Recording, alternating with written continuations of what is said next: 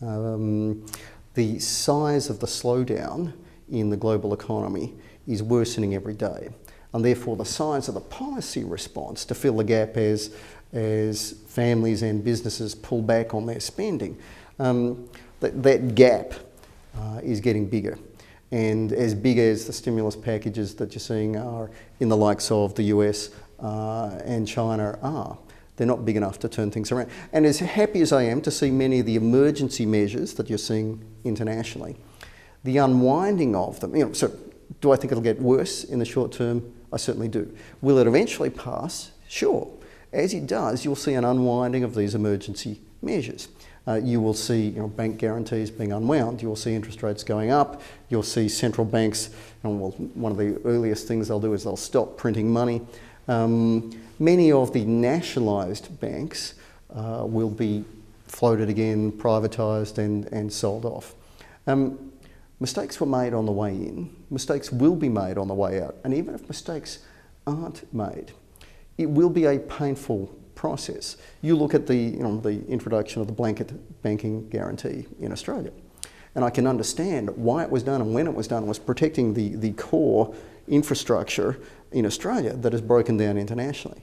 But it caused all sorts of problems as it's unwound or as it is changed, because trust me, wherever that line is drawn in the sand, money will jump either side of that line, and they're going to have to keep tinkering with these sorts of things in Australia and internationally. As these are unwound, we run into all sorts of problems. One of them will be inflation, because we will have simply, as a globe, printed so much money and run up so much government debt that there will be more inflation risks than we've seen for a long time. Now, will that be a burst of inflation? I don't think so. Will it be a problem? Yes.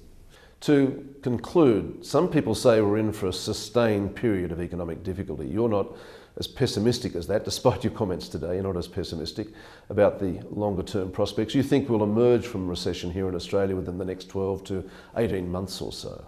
I see it happening globally and in Australia sometime through 2010.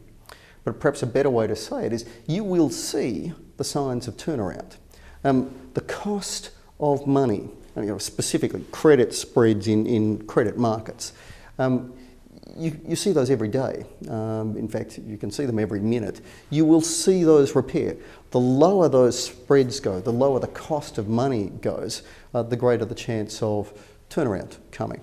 The other thing is confidence. Now, there are the surveys. You'll see the improvement in the surveys, but you'll see it on the front pages and on the TV shows, what's dominating the news. If it's not the financial crisis, that's good news.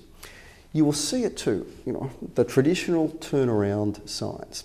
You will see it in share markets that get healthier. Not, an enormous recovery, but a stabilisation and a slow and modest rise. Again, that's another necessary condition. You will see it for Australia in commodity prices. Nothing more important for us than spot steel prices.